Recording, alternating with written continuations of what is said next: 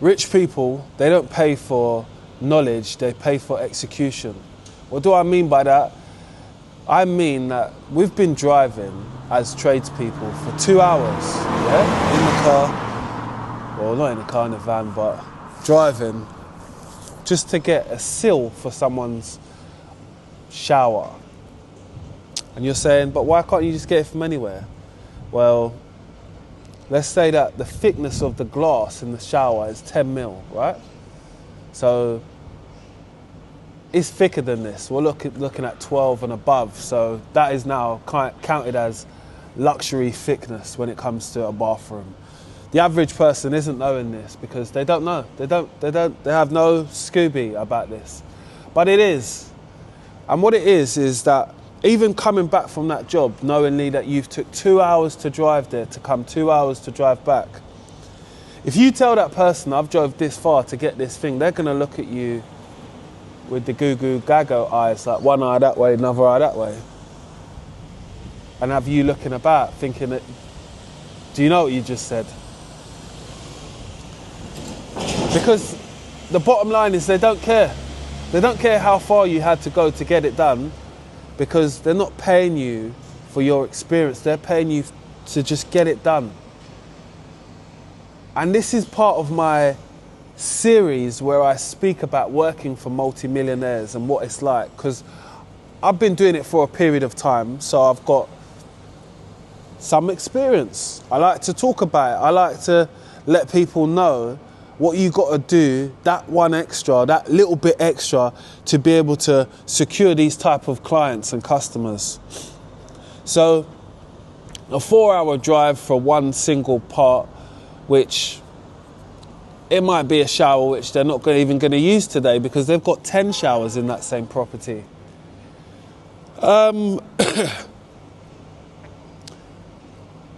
What I've realised with a lot of those clients is when they would ask you to do something, as like, oh, could you fix this tap or could you fix that? If you could go to the ends of the road to be able to fix it and sort it, it's best that you do that, because maybe if you don't do that, they might be less inclined to call you for the next time. I've really realised that when it comes to being on the beck and the call on those people. And I say that, not to say that it's not worth it, because I've said to you in my other thing, where I will post it below, I've made another video about working for billionaires, and I said the specific thing was being due diligent. So when you be due diligent, you realise that certain things are not working or not working correctly. So therefore, to put it right in this working manner, you might have to reinstall it, or you might have to install a brand new one because it was not installed properly.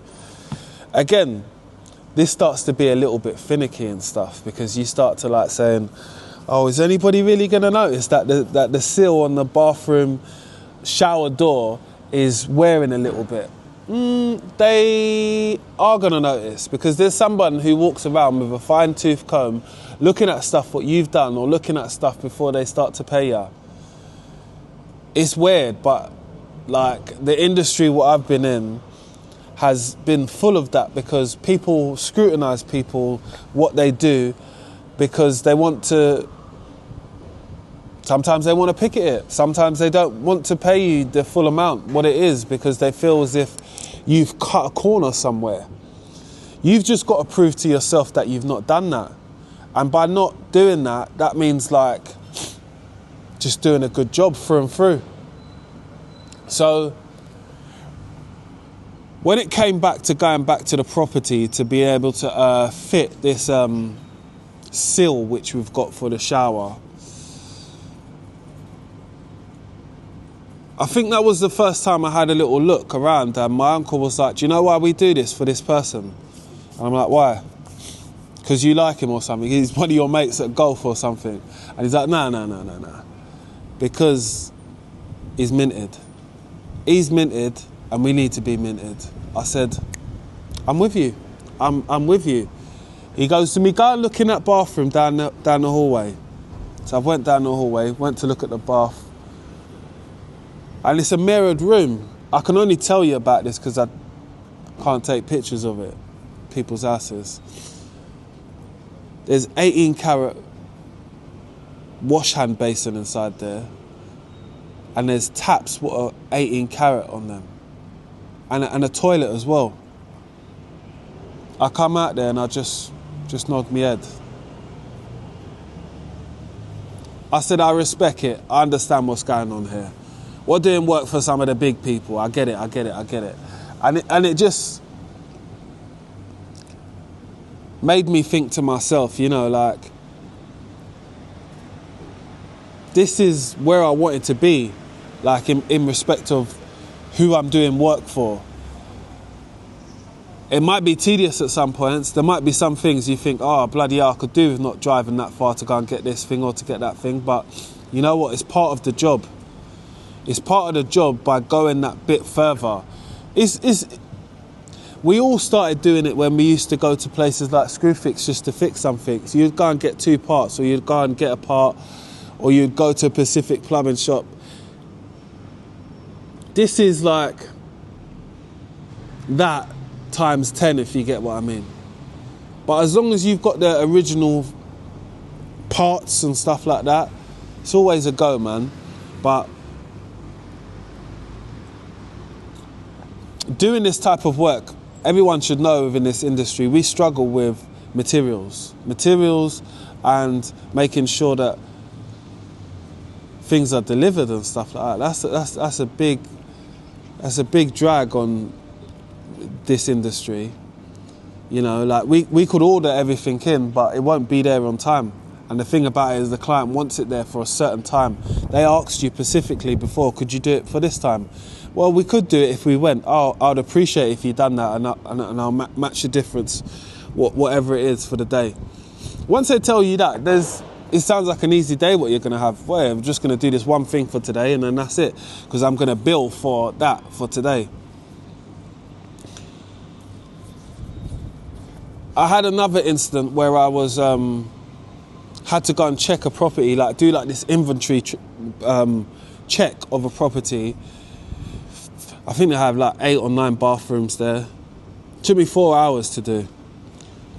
I didn't rush it, even though it was like on a bank holiday, and I wanted to rush it because I know that these clients are important to my uncle's business. So I made sure that I went through it with a fine-tooth comb. And I made sure that I made a list. I was just working through it slowly. Again, I told you I didn't rush, and I told for a specific reason why I didn't rush, because I know that these are the clients and customers that will come back and say you missed something or you didn't see something, and me actually pointing something out to them would let them look at me and say, oh, you've done a good job, maybe you send him again. Or maybe if my uncle wasn't about, I'll send this person. And we've built up that level of trust now. So I can actually go there without my uncle because I've been there a few times with him. And that's just like building it up. And that takes time, man. Because again, none of these people are paying for my experience. They're paying for me to be able to do it now. And that's something that we've all got to learn if we want to be in that field of work, which is being able to execute and do something now and find the right type of resources, what you need for the job, right? So if I need to go to a shop and it's all the way in Uxbridge or something like that, or I'm sure the shop we went to was near Oxford. I know that because we went to another shop down there, which was to get a pump. But again, that was another job which we had to go above and beyond, driving all the way from London to Oxford just to get a pump from the main manufacturers. And we actually got a tour in a manufacturer's studio, who Stuart Turner, a big shout out to them, who allowed us to see around their studio their HQ where they actually make pumps.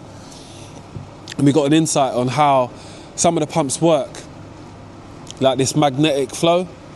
Again, that's more technical video, but I just wanted to tell you that I do understand about it as well. But going all the difference, going all out for all your customers. it's something that you're going to have to do if you want to, if you want your business to stand out amongst the crowd. So standing out amongst the crowd, I need to go that bit extra for that customer, so he knows that he's got the right type of plumber with the right type of attitude. So this is all part of my series where I talk about little bits of working for billionaires and people who are multi-millionaires as well, and things that have made me stand out from other people. It's the reason why I can still do business with them, the reason why they can still call me while I've still got a total another job.